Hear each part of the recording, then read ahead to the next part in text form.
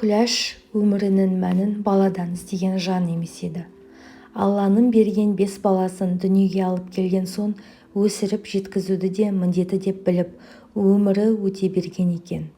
Үлкен балаларын енесі бауырына басып, кішілерін үлкендері сүйрелеп жүріп өсіп кетті.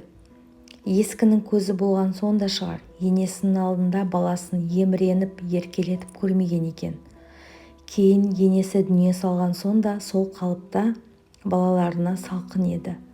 Алды мектеп бітіріп әскерге келді. Біраз жүргеннен кейін келін алып келетін жеткізді. Белгіленген күні құдаласып, келіскен қызын келін етіп түсірді. Екеуі де жас болғандықтан өсіп өнсін, жұмыс жасасын деген ниетпен қалаға жіберді. Сол күйі қаланың қарбаласына ілесіп кеткен ұл мен келін ауылға ат ізін салуды қойды. Тұрмыстың шырғалымында жүрген 2 қызы тұрмысқа шығып, кіші қызы оқуға кетіп қалған, бірақ байқағандай болды. Күләш пен Мейрамның бар үміті кенже ұлдарында еді. Олардың өзіне деген үкілеген үміті барын білді ме екен? Ержігіт те ерекше бала болып өсті. Үлкеннің көңіліне қарап сөйлейтін, жұмсағанға жүгіріп кететін елгезек еді. Әскерге барып келген соң үйленіп, анасының қолын жылысуға малып отыруға жиі уәде беретін. Ержігіт мектепті кіленбеске аяқтамаса да, оқуы тым нашар емес. Мектептен соң көп ұзамай әскерге аттанды. Баласының хатын алған сайын анасы жанарын жасқа малып алатын. Көрші ауылда ел мақтаған сүйекті қызы да бар. Ол қыз анасын көрген жерде әдеп сақтап, төмен қарап қалатын. Оны көрген Күләштің іші жылып сала беретін. Үлкен келіннен рахат көрмеген ол кіші келіннен салуын Алладан көп сұрайтын. Кенже ұлы әскерден келмей-ақ, кіші қызы да күйдім сүйдім деп сол қаланың бір жігітіне шығып кеткен. Өмір бойы бала шағаның қамы деп өсірген мал мүліктері өздеріне жетерлік. Аллаға шүкір деп, бұл қыздың да жасауын сән салтанатын сақтап, өз жөн жоралғысымен берген болатын. Ендігі үміт ержігітте. Бұйырса, ұлы келеді, ақ келінін түсіреді, немерелерін бағып, у-шу болып ми ашып отырады. Күләш осындай ойлардың жетегіне еріп, таң атырып күн батыратын. Мейрам ер азамат болған соң ұлын сағынғанын білдіре қоймайтын. Ішкі сезімге ерік беруді намыс санайтын әдет қой баяғы. Әркім өз ойымен алысып жүргенде 2 жылда өтті. Күләш үшін ғасырдай болған уақыт өз мәресіне жетті. Бір күні асыға күткен қолынан «Анашым, мен үйге қайтамын» деген хабар да жетті. Ауылға келеді деген күні анасы мол етіп бауырсақтарын пісіріп, қазанға қыстан бері сақтаған сүр етін салды. Інісі келеді дегенді естіген жұмыс басты үлкен ұл да келді. Онымен ілесіп келін де келді. Аяғы ауыр екенін алға тартып, сырттың тірлігіне араласа қоймады. Одан көрші келіндер жақсы екен, бар жұмысты тақада етіп жасап жатыр.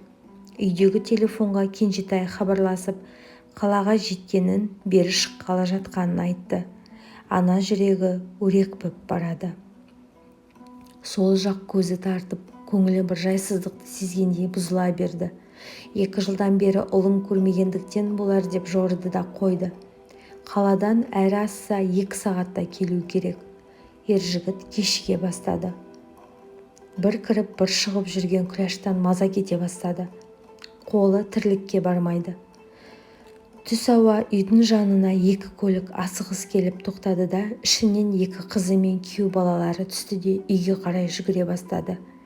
2 қыз аналарын құшақтап, ащы үнмен жылап жіберді. Бір жамандықты сезсе де, Күләш баласына қатысы болмаса екен деп тілеп тұрды. Бірақ амал не? Бейшара баласы ешқандай жолдасына соқпай, біраз көңіл көтерейік дегеніне қарамастан анасына асыққан екен. Әпкелері де күте тұрып, бірге баруды ұсынса да тыңдамапты. Жолдас баласының көлігіне мініп, екеуі құйғытып келе жатқанда, көліктің тежегіші істемей қалып, қарама-қарсы беттегі көлікке соғысыпты. Жолдасы көліктің есігі ашылып кетіп ұшып түскен. көрер жарығы бар екен, ол дін аман. Ержігіт сол жерде тіл тартпай кетіпті. Көліктің түрі адам танығысыз. Ең сорақысы, осының бәрі ауылға 10 минуттық жол қалған жерде болған. Ана мен баланың қауышуына жетпей қалған 10 минут. Күләш бұл хабарды естігенде есінен танып қалды. Жай кезде сабырлы, Мейрамда сылқ ете отыра кетті де, екі иығы селкілдеп, күнге әбден қақталған жүзін жас жуып, өкіре жылады. Қанша уақыт ішінде жинаған сағынышын ұлын құшып сүйгенде басамын деп жүрген болатын. Енді еш қашан басылмайды ол сағыныш. Ол орнынан тұрды да қораға беттеді.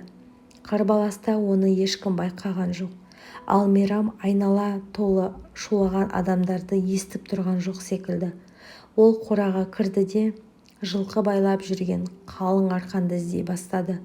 Көз алдына бетін қанға жуған кенже ұлын елестеткен сайын жіпті қораның шатырындағы ағашқа жанталаса байлады. Үміті сөнген әкеге енді өмірдің мәні қалмады. Үмітті үлкен ұлға да артса болар еді. Қайдан? Ол мұны әкем деп мойындап көріп пе? Несіне жағаласып мал жайып өмір сүреді? Кімге арқа сүйейді? Кімді медет тұтады? Осындай ойлар оның мойнына жіпті салуын одан әрі жеделдете түсті. Мейрам әділетсіз өмірден безді. Жалғыздықтан қашты. Шарасыздықтан құтылғысы келді. Ұлының өлі денесін көргісі келмеді. Ол мойнына арқанды мықтап ілді де аяғының астындағы жем салатын шелекті теуіп жіберді. Тынысы тарылып бара жатқанда өлуге асыққаны соншалық тыпырлаған да жоқ. Тірісінде қауышпаған ұлымен о дүниеде қауышуға асықты. Оның кешірілмес күнә жасап тұрған әкесіне шапағатшы боларына сенді. Ауылдастары болмас, үй ішіндегілер Мейрамды іздейтін халде емес болатын. Ержігіттің денесін қоятын жер іздеп, ақылдасуға іздеген көршілер асылып тұрған Мейрамды тауып алды. Енді құтқаруға кеш болатын. Жүрегі қарс айырылып кеткен Күләш енді ештеңені де қабылдай алмады. Меңзең халде отыра берді. Жылай-жылай көзі жасы суалды ма, әлде үлкен қайғы есеңгіретіп тастады ма, ол мелшиген күйі қатып қалды. Мұндайды көрмеген балалары абдырап қалған еді. Ауылдастары демеп көмектесіп жатты. Ай күннің аманында бір үйден екі өлікті шығарып, қара жамылды да қалды. Күләш үшін өмір тоқтап қалғандай. Осының бәрі қорқынышты түс болсашы, шіркін. Таңның атуы да, күннің батуы да бұл үшін қиямет. Түн баласы мен ерін көз алдына елестетіп, көз ілмейді. Таң атса екеуі иық тірестіріп кіріп келердей елендейді де жүреді. Келіні босанатын уақыты таянғанынан байланысты демалысқа шыққан еді. Оны ауылдың үлкендері ақылын айтып ауылда қалдырды. Ал ұлы Хасен демалыс күндері келіп тұратын болды. Енесі қайғыдан қан жұты отырса да келінің қабағы бір ашылмайтын. Ол ауылда қалып кеткеніне ызалы еді. Әйтпесе жаны қиналып жасап жатқан тірлігі де жоқ. Демалыс күндері Хасен келген сайын екеуі ұрсып қалатын. Тірлігіне тамшыдай мән қалмаған Күләш оларға ештеңе демейтін. Оның келінді қинап ұстайтын ойы да жоқ. Тек Хасен елден ұялатын келіншегін алып кетуге келді. Сөйтіп жүргенде келіннің ай күні жетіп аман-есен ұл баланы дүниеге алып келді. Құдайдың құдіреті шексіз ғой, немересі өсе келе ержігіттен айнымай барады. Құр сүлдері қалған Күләштің өміріне жана серпіліс келгендей, анасына емізерде ғана береді, қалған уақытта арқалап, одан бесікке бөлеп, тіпті түнде де қасына алып жататын еді немересін. Хасен Рымалды көрген немересі деп баласының атын анасына қойдырды. Екі дүниенің ортасында есеңгіреп жүргенде есін жидырған, көңіліне медет болған жұпар иісті немересін Күләш медет деп атады. Марқұм ұлы әкесіне қатты ұқсайтын, ал медеті ержігітке ұқсайды. балдан тәтті немересі екі қымбат адамның орнын толтырып тұрғандай болатын. Келіні Медетке ұрса ренжіп қалатын. Медетті басы бүтін Күләш еленіп алған. Сол аралықта келінін аяғы ауырлап екінші ұлын дүниеге алып келді. Күләш оны да жақсы көргенімен Медетін бір төбе көріп отыратын. Екінші бала екіге келгенде келіннің қабағына жиі қаяу түсе бастады. Оның шыдамы таусылды. Ауылда қалуға үзілді кесілді қарсы. Күйеуіне сөзі өтпеген ол енді ана екі баланы алып кететін айтып қорқыта бастады. Ондайда Күләштің зәресі ұшатын. Үшінші рет қымбаттысын жоғалтуға шыдай алмас еді ол. Бір демалыста Хасен келгенде ақылдасып келінді қосып жіберді. Жай жібермей бірден саран малды ғана қалдырып басқасын сатқызды да ұлына қаладан 2 бөлмелі пәтер алып берді. Екінші немересіне де таласқан жоқ, бар қалауы Медет болды. Кішкентайынан қарап бауыр баспаған анасы еш ренжімеді. Баланы енесіне қалдырып кете берді. Уақыт өте Медет қозы қайырып бұзау байлауға жарап қалды. Күләш сиырды да шаршап жүрсе де Медеті ағырған қиналмасын деп сауатын. Медет каникулға шыққанда әке-шешесіне барып тұратын. Бірақ апасын қимай көп ұзамай келіп қалатын. Ондайда ет жүрегі езіліп кететін Күләш бар тәттіні соның алдына тосатын. Бетінен ешкім қағып көрмеген Медет бұзық болатын, бірақ ақылсыз да емес. Сабақ үлгерімі нашар, балалармен төбелестің арасында да ат аталып жүретін оқушы болды.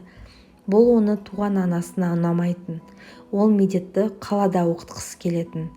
Қаланың қызу өмірі Медетті қанша тартса да, ол апасын жалғыз тастауға қимайтын. Бір күні Хасен мен келіні ауылға келді. Артынып-тартынып әншейінде алып келмейтін тәттілер алып келіпті. Медет мәз. Сөз арасында інісі қалада ондай тәттіні күнде жейтін айтып алды. Неше түрлі ойыншықтарды алып келген. Анасы оңашада Медетке 18 жасқа толғанда көлік алып беретін айтып қойды. Содан бастап бала нілдей бұзылды. Ол Күләшті қалаға көшуге айналдыра бастады. Баланы анасы бұзғанын түсінген Күләш ұлына енді қайта берсе болатын жаймен жеткізді. Хасен әйелінің бір нәрсе бүлдіргенін біліп, іші қылп ете қалды. Кешке ас ішіп отырғанда олар ертең қалаға қайтатындарын айтты. Медет апасына жалт қарады. Сол бойы шай да тамақ та ішпей томсырайып отырып қалды. Көшеге ойнауға да шықпады. Бауырымен де ойнамады. Кішкентай қарындасын еркелетіп отыратын, оған да қарамады. Медеттің қабағы түйілсе, жаны шығатын Күләш келініне ызасы келді. Ол келінді баласы екеуін оңаша шығарып бар өкпесін айтты. Соңында ұлы мен күйеуі бір күнде қайтқалы жыламаған көзінен ыстық жас парлап қоя берді. Ол келіне қатты налыған еді осы жолы. Хасен, сен мені білесің, мен балажан емес едім. Қос азаматымнан бір күнде айырылып, кеудем қайғыға толы болғанда, дүние келіп ары қарай өмір сүруге себеп болған, жарым жан көңілге демеу болған Медетімнен мені айырарда не болды? Басқа балаң жоқ беді, басына не күн туды? Әлде менен қызғанасыңдар ма? Сендер тыныш болсын деп үйде алып бердім, балаға таласпаса екен дедім. Есектерді судан өтті ме? Менің қанша өмірім қалды дейсіңдер? Сол азғантай өмірде мәнсіз етейін дедіңдер ме? Әй келін, сен де ет пен сүйектен жаралған адам баласы емессің бе? Мен де ала алмай жүрген ақым бар ма? Келгелі бір ет сөйлемедім саған. Медетті қойшы, ол бала. Сендерге Құдай сана бермеген бе? Бар арманың Медетті алып кетіп, мені жалғыз қалдыру ма? Алып кет те қаранды батыр. Енді ешқашан бұл үйге келмеңдер. Мен өлгенде де келмеңдер. Ауылдастар ақ көме салар. Деді де, қазір жиналып кетіңдер деп сөзін аяқтады. Сөйтті де жүрек тұсын қолымен басқан күйде бөлмесіне барып, ескі темір кереуетін сырқылдатып, теріс қарап жатып қалды. Айқаймен кетіп, апасын жалғыз қалдырғанына баланың шаруасы болсын ба? Киімдерін жинап, әке-шешесімен ілесіп Медет кете барды. Апа, алақай, мен кеттім, каникулда келіп тұратын шығармын, деді де жүгіріп шығып кетті. Күләшқа дүние астан-кестен болып жатқандай көрінді. Сол теріс қарап жатқан күйі бүрісіп жата берді. Күйеуі мен баласын суретіне қарап, солармен ойша сөйлесе бастады. Мейрам, Ержан, Медет мені тастап кетті, ол енді келмейді. Мейрам, Ержан, Медет мені тастап кетті, ол енді келмейді. Оның шешесі алып кетті. Ол қаланың қызығына алданып қалды, деп булыға жылады. Сол күні ол нәр татпады, сиырын да саумады, өріске де айдамады. Сол жатқан орнынан тұрмаған күйі жан тапсыруды армандады. Ертеңіне көршілес кемпір келіп, көңілін аулап шай беріп кетті. Кеудеде жан бар болған соң адам сүйретіп жүре береді екен ғой. Шай тамағын дайындап, малын қарап, арасында көршілерге кіріп шығатын. Немерелерін ойнатып отырған кемпірлерге әуесі келетін. Үйге келіп шай дайындап, жұмыртқа қуырып, 2 кесе дайындап қоятын. Медетті тамаққа шақырмақ болып далаға шығатында, оның жоқ екені есіне түсіп, отыра кететін. Түнде бір көрпені орап, үстіне басқа көрпе жауып құшақтап жататын. Медеттің қалып кеткен көйлегін тауып алып, соны иіскеп жататын. Сөйтіп жүргенде, үш құса болды ма, қайғысы мен жалғыздық жанына қатты батты ма, Күләш апа төсегіне қисайып, көрпені құшақтап жатқан күйі ауырмай, сырқамай, о дүниеге аттанып кетті. Ол жақындарына кетті. Енді ешкім тастап кетеді деп қорықпайтын жаққа кетті. Жаны жай тапты. Ал Медет апасының не себептен мезгілсіз қайтыс болғанын ойлап та жатпады. Себебі анасы оған бар жақсысын беріп, әбден миын улап тастаған болатын.